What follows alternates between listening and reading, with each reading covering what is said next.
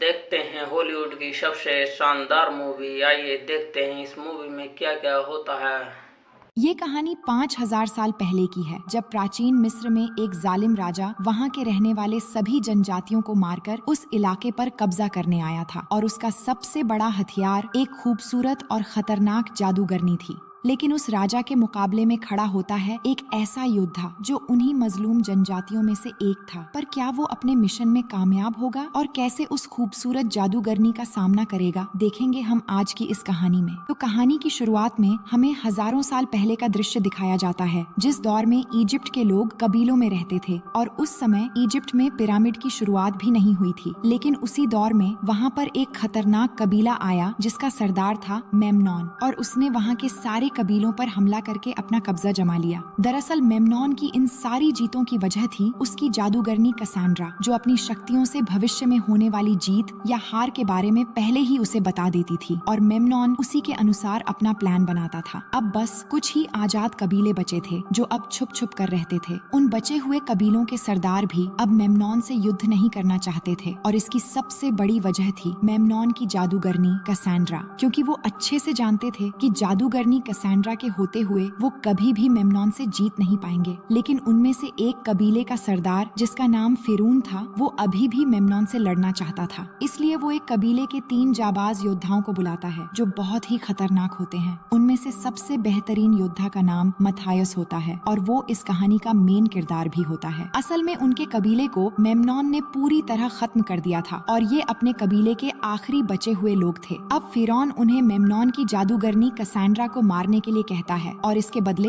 वो अपने खजाने के आखिरी कुछ बेशकीमती पत्थर उन्हें देता है। तो वो तीनों भी जादूगरनी कसांड्रा को मारने के लिए तैयार हो जाते हैं। लेकिन फिरौन का बेटा अपने पिता के इस फैसले से बिल्कुल भी खुश नहीं है। इसके बाद मथायस और उसके साथी मेमनॉन की ओर बढ़ने लगते हैं। अब वो तीनों वहाँ पहुँच जाते हैं जहाँ मेमनॉन और जादूगरनी कसांड्रा रुके होते हैं और वहाँ पहुँचकर वो जादूगरनी कसांड्रा को ढूंढने लगते हैं। लेकिन इससे पहले कि वो कसांड्रा को ढूंढ पाते, तभी अचानक मेमनॉन के सिपाही उन पर तीर से हमला कर देते हैं, जिससे मथायुस तो बच जाता है लेकिन उसके दोनों साथी को तीर लग जाता है, जिससे एक साथी तो वहीं मारा जाता है और दूसरा, जो कि मथायुस का भाई होता है, वो जख्मी हो जाता है, जिसे मेमनॉन के सिपाही पकड़कर बंदी बना लेते हैं। दूसरी तरफ मथायुस किसी तरह जादूगरनी कसांड्रा तक पहुंच जाता है और उसे मारने ही वाला होता है। लेकिन तभी कसांड्रा उसे कहती है कि तुम्हारे साथ धोखा हुआ है, और तभी वहाँ मेमनॉन के सिपाही आ जाते हैं। तो मथायुस उनके साथ लड़ने लगता है और तभी अचानक से मेमनॉन के सिपाही उसे पकड़ लेते हैं और मेमनॉन के पास लेकर जाते हैं। यहाँ पर सरदार फिरौन का बेटा भी आ जाता है। उसने अपने पिता को मारकर मेमनॉन से दोस्ती कर ली है और तभी मेमनॉन के सिपाही मथायुस के भाई को वहाँ लाते हैं, जो अभी भी जिंदा होता है। अब मेमनॉन मथायुस के भाई को उसके आंखों के सामने ही मार देता है और अब वो मथायुस को भी मारने ही वाला होता है कि तभी कसांड्रा उसे रोक लेती है और मथायुस को न मारने के लिए कहती है। वो कहती है कि अगर तुमने या तुम्हारे किसी भी आदमी ने मथायुस को मारा तो तुम्हारा विनाश हो जाएगा और जो कुछ तुमने जीता है वो सभी चीज तुमसे चली जाएगी, क्योंकि जादूगरनी कसांड्रा ने अपनी शक्तियों से देखा है कि मथायुस भगवान के बनाए हुए इंसानों में से एक अच्छा इंसान है। इसलिए मेमनॉन उसकी बात मान लेता है और वो मथायुस को न मारकर उसे सजा देने के लिए उसे और एक चोर को जमीन में कंधे तक दफना देता है। उसके सिपाही वहाँ पर उनको मरने के लिए कुछ जहरीली चींटियों के घर में धुआं छोड़ देते हैं, जिससे वहाँ पर वो जहरीली चींटियां आ जाती हैं, जो कि इतने खतरनाक होती हैं कि एक इंसान को कुछ ही मिनटों में कंकाल बना सकती हैं। लेकिन इससे पहले मथायस के साथ जो चोर मिट्टी के नीचे था, वो किसी तरह खुद को मिट्टी से आजाद करा लेता है और साथ ही वो मथायस को भी मिट्टी से निकालने में मदद करता है, जिससे मथायस की जान बच जाती है। अब मथायस मेमनॉन और उसकी जादूगरनी कसांड्रा को मारकर अपने भाई और साथी की मौत का बदला लेने के लिए उसके राज्य की ओर जाने लगता है। वहीं दूसरी तरफ हम मेमनॉन को देखते हैं, जो कसांड्रा से कहता है कि वो बाकी बचे हुए कबीलों पर हमला करके उन पर अपना कब्जा जमाना चाहता है। लेकिन कसांड्रा उसे मना करती है और कहती है कि लड़ाई और खून खराबे से कभी किसी का फायदा नहीं हुआ है। जिस पर मेमनॉन कहता है, मैं सारी दुनिया पर राज करना चाहता हूँ और सारी दुनिया जीत जाने के बाद मैं तुमसे शादी करूंगा। जिस पर जादूगरनी कसांड्रा कहती है कि अगर मैंने तुमसे रिश्ता बनाया तो मेरी सारी शक्तियाँ हमेशा के लिए खत्म हो जाएंगी। तो मेमनॉन कहता है कि जब मैं पूरी दुनिया को जीत लूंगा तो इसके बाद हमें तुम्हारी शक्तियों की जरूरत नहीं पड़ेगी।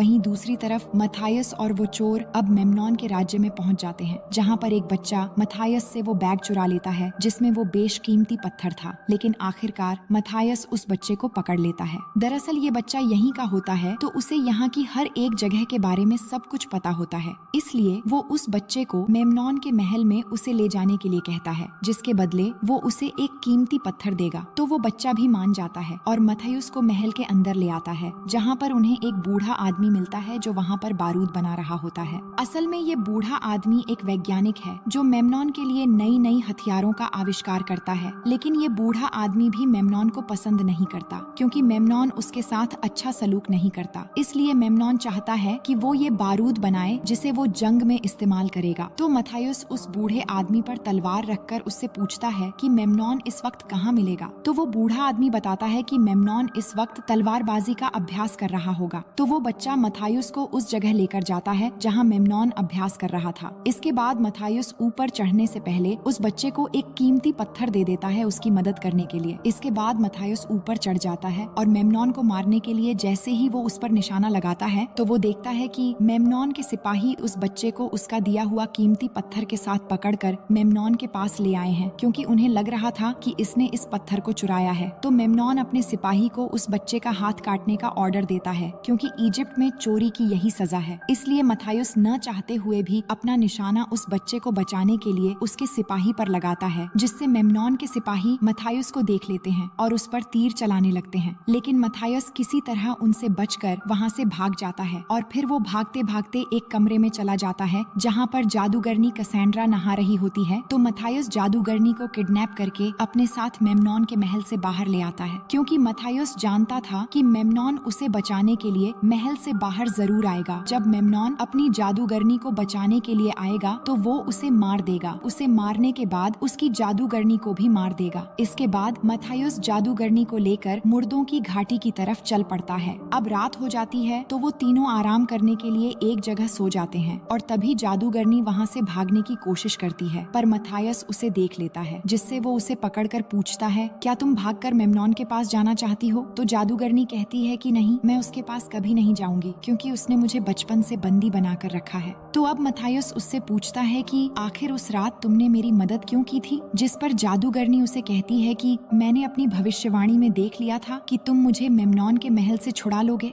ये सुनकर मथायस जादूगरनी को कहता है, तुम अगर यहाँ से जाना चाहो तो जा सकती हो, लेकिन बाहर की दुनिया मुझसे भी ज्यादा खतरनाक है। इसलिए जादूगरनी निर्णय करती है कि अब वो मथायस के साथ ही रुकेगी। फिर अगले दिन वो तीनों अपने सफर में आगे बढ़ने लगते हैं, पर तभी मथायस देखता है कि मेम्नॉन ने अपने कुछ सिपाहियों को भेजा है उन्हें मारने के लिए। ये देखकर मथायस अकेले ही उनसे लड़ने के लिए चल पड़ता है। दरअसल मथायस को मालूम होता है कि रेगिस्तान में बहुत ही जल्द तूफान आने वाला है, इसलिए वो अपनी आंखों में एक पट्टी बांध लेता है ताकि रेतीले तूफान से अपनी आंखों को बचा सके। और जैसे ही मथायस उन सिपाहियों के करीब पहुंचता है, तभी उसके पीछे से एक बहुत बड़ा रेतीला तूफान आ जाता है, जिससे मेम्नॉन के सिपाहियों को कुछ भी नहीं दिखता। और इसका फायदा उठाकर मथायस एक एक करके मेम्नॉन के सभी सिपाहियों को मारने लगता है। लेकिन तभी मेम्नॉन के कमांडर को एक गुफा नजर आती है, तो वो जल्दी से अपने बचे हुए सिपाहियों को लेकर उस गुफा के अंदर चला जाता है। फिर मथायस भी उनके पीछे उस गुफा में चला जाता है और फिर अंदर आने के बाद मथायस एक एक करके उन बचे हुए सिपाहियों को मार देता है। ये सब देखकर मेम्नॉन का कमांडर डर के मारे अपना जान बचाकर उस गुफा से बाहर निकल आता है। तो मथायस भी उसके पीछे बाहर आकर उसे मार देता है, लेकिन वो मरने से पहले एक तीर मथायस को मार देता है। दरअसल ये तीर मेम्नॉन ने उसे दिया होता है, जिसमें स्कॉर्पियन का पॉइजन लगा हुआ था, जिससे मथायस की पूरे शरीर में पॉइजन फैल जाता है और वो वहीं पर बेहोश हो जाता है। अब रात को वो मरने की कगार पर होता है, पर जादूगरनी कैसेंड्रा अपनी जादू से उस जहर को उसके शरीर से बाहर निकाल देती है और इस तरह मथायस की जान बच जाती है।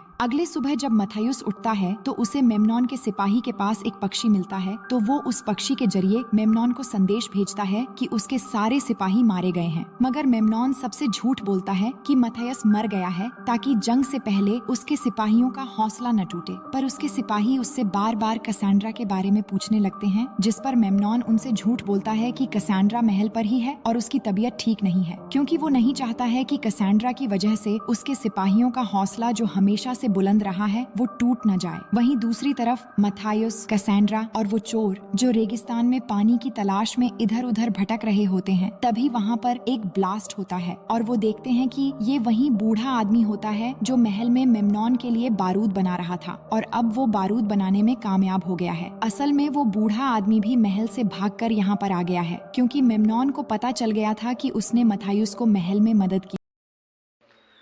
अगर आपको मूवी पसंद आ रही हो तो हमारे चैनल के लिए सब्सक्राइब करें एंड बेल आइकन को प्रेस अवश्य करें थी और अब वो कैसेंड्रा को वहाँ देखकर बहुत ज्यादा खुश होता है। इसके बाद ये चारों मिलकर पानी की तलाश में आगे बढ़ने लगते हैं और अब आखिरकार उन्हें एक जगह पर पानी मिल जाता है। मगर तभी अचानक से वहाँ पर बहुत सारे सिपाही आ जाते हैं और वो उन सभी को बंदी बनाकर एक कबीले में लेकर जाते हैं, जहाँ बहुत सारे लोग मेम्नॉन से छुपकर यहाँ रह रहे होते हैं। तभी उस कबीले का सरदार बाहर आता है, जो मथायुस को पहले से ही जानता था, लेकिन ये दोनों एक दूसरे को बिल्कुल भी पसंद नहीं करते थे। अब कबीले का सरदार उन सबको मारना चाहता है, लेकिन तभी वहाँ उस कबीले की रानी आकर उसे ऐसा न करने के लिए कहती है। पर कबीले का सरदार नहीं मानता और अपने सिपाहियों से कहता है कि जादूगरनी कैसेंड्रा को मेरे पास लेकर आओ। तो मथायुस कहता है कि जो भी जादूगरनी कैसेंड्रा के पास आएगा उसे पहले मुझसे लड़ना होगा, जिससे कबीले के सरदार को गुस्सा आ जाता है और वो मथायुस से लड़ने के लिए आगे आता है।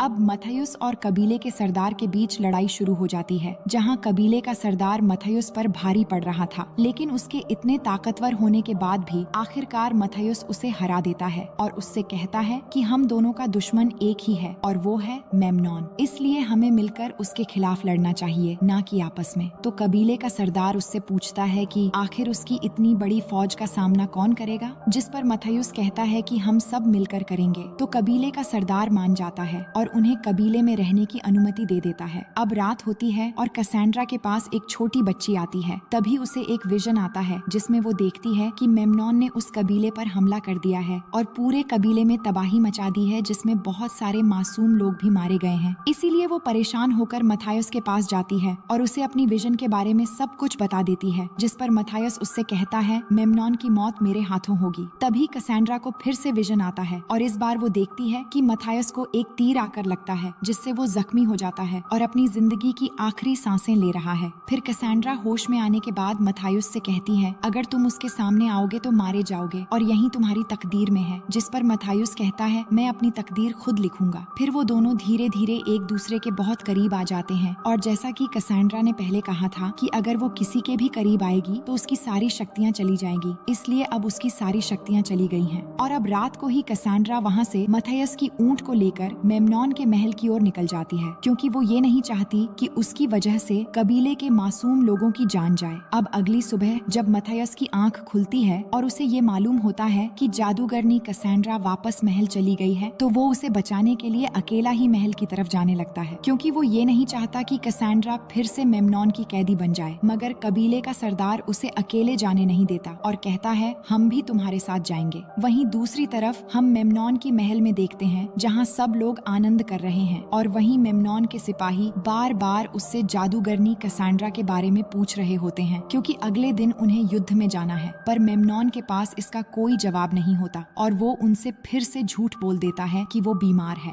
इतने में ही वहाँ पर कैसेंड्रा आ जाती है और मेम्नॉन से कहती है कि कल जंग में आप जीत जाओगे, आपके दुश्मन कल खुद यहाँ पर आएंगे, जिन्हें आप आसानी से हरा दोगे। लेकिन मेम्नॉन को अब कैसेंड्रा पर शक हो जाता है, क्योंकि उसे लगता है कैसेंड्रा ने अपनी शक्तियाँ खो दी हैं, इसलिए वो उसे अपने कमरे में जाने के लिए कहता है और उस सिपाही को भी मार देता है जो जादूगरनी कैसेंड्रा के बारे में बार बार पूछ रहा था। फिर वो अपने खास सिपाही से कहता है, तुम महल की पहरेदारी करो। वहीं दूसरी तरफ मथायुस और उस कबीले के लोग भी महल के अंदर आ जाते हैं, जहाँ वो बूढ़ा आदमी जिसने बारूद बनाया होता है, वो उस चोर के साथ मिलकर बारूद को महल के सामने बिछाना शुरू कर देता है। इसके बाद हम मेम्नॉन को देखते हैं, जो जादूगरनी कैसेंड्रा की शक्तियों का इम्तिहान लेने लेने के लिए वहाँ पर 6 पॉट मंगवाता है, जिनमें से 4 पॉट के अंदर जहरीले सांप होते हैं और 2 पॉट खाली होते हैं। और वो उसे इनमें से खाली पॉट के अंदर हाथ डालने के लिए कहता है, लेकिन जादूगरनी कैसेंड्रा उस पॉट के अंदर हाथ डालती है जिसमें सांप होता है, और वो उस पॉट से सांप को निकालती है और कहती है कि तुम्हारा वक्त आ चुका है। पर इससे पहले कि मेम्नॉन कैसेंड्रा को मार पाता, तभी वहाँ मथायुस आ जाता है और अब मेम्नॉन और मथायुस एक दूसरे के आमने सामने होते हैं और दोनों में लड़ाई शुरू हो जाती है। वहीं दूसरी तरफ हम देखते हैं जहाँ कबीले का सरदार मेम्नॉन के सिपाही को मार रहा होता है, तभी वहाँ पर सरदार फिरौन का बेटा भी आ जाता है, जिसने कहानी की शुरुआत में अपने ही पिता को मारकर मेम्नॉन से हाथ मिला लिया था और इसकी वजह से मथायुस का भाई भी मारा गया था और अब कबीले का सरदार उसे मार देता है। दूसरी तरफ जब मथायुस और मेम्नॉन की लड़ाई चल रही थी, तब मेम्नॉन धोखे से मथायुस की आंखों में चिंगारी डाल देता है और उसे दूर फेंक देता है। तभी वहाँ पर मेम्नॉन का एक सिपाही आ जाता है जो मथायुस पर तीर मारने ही वाला होता है,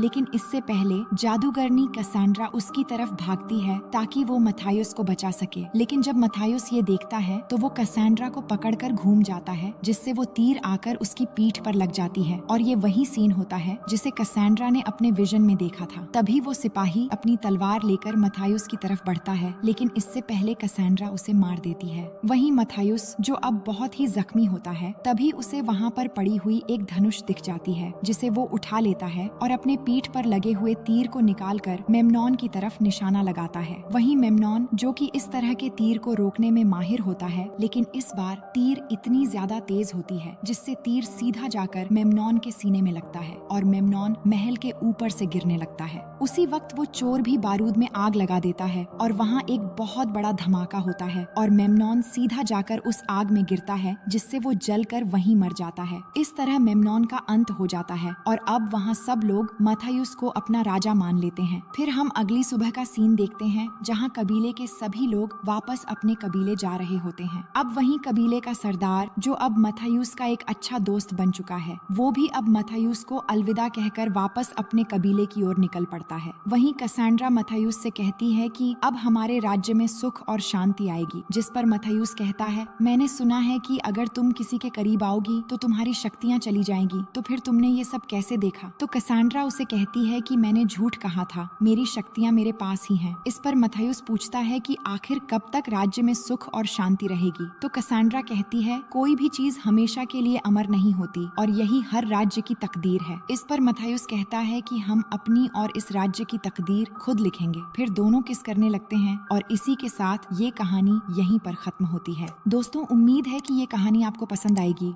मिलते हैं आपसे एक और मजेदार कहानी के साथ। अगर वीडियो पसंद आई हो तो हमारे चैनल के लिए सब्सक्राइब करें एंड वीडियो को ज़्यादा से ज़्यादा शेयर और लाइक करें। Thank you.